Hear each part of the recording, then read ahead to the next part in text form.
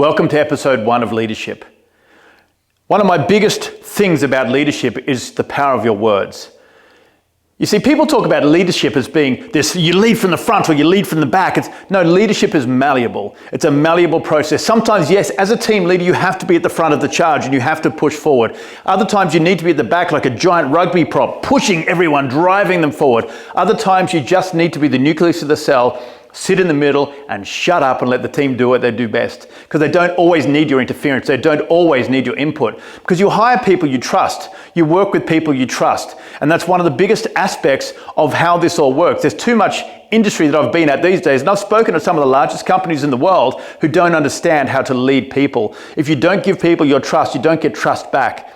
So you hire people you do believe in and you do trust. And even if they haven't got the skill sets, know that if you treat them well, you can nurture them to get those skill sets and to gain that confidence.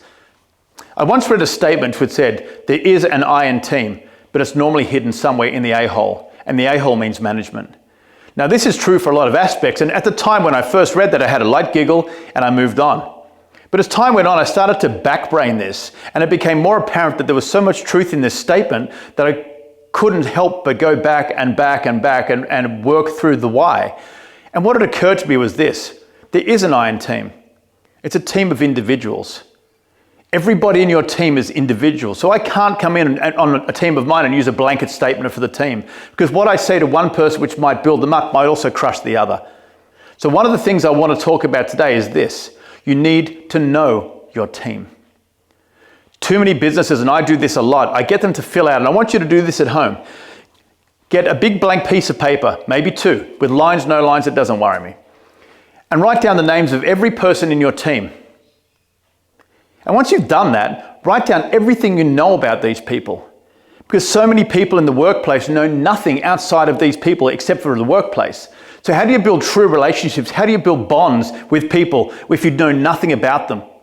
Because if you know how they tick, how they think and how they feel and how they work, then at a time of crisis, at times when they're not performing, it's not about hitting the KPI, which is a terminology I can't stand. They call it key performance indicators. What about the heart space? What about this stuff in here that matters so much more? If someone's not performing, why? If you know nothing about this person, then how do you get inside that and find out what the problem is? They will never tell you if you've never made the time to know them first. So get to know your people. So write down this list, get into that list, and if you know nothing about these people, go and talk to them and just ask them about life.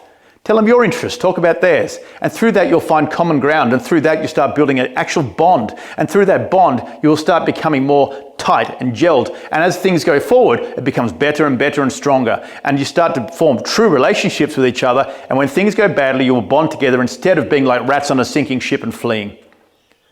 That's a little exercise that I hope can help you move through step 1 of this. Because once you've done that, then you can look at these things that people call KPIs, which I prefer to say as targets or aims, because you won't always reach a target by the given date, but you might reach it a few weeks later or a month later.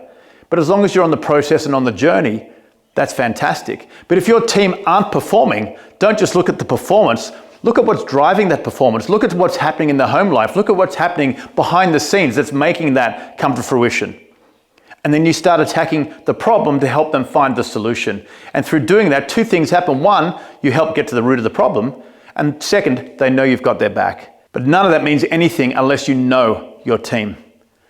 So get those pieces of paper, write out your team members' names, list out what they love and what they like doing to the best of your ability and knowledge, and then go and sit with them and ask them. And not because it's an exercise, but because you want to. And once you've done that, and people can find out what you like, then you can converse about things that aren't just work related. And that's where the bonds of friendship start, and the bonds of a great working relationship start, and then have each other's trust and build from there. That's part 1. Short, sweet, to the point. I hope it helps you. I'll see you next week for episode 2. Be good.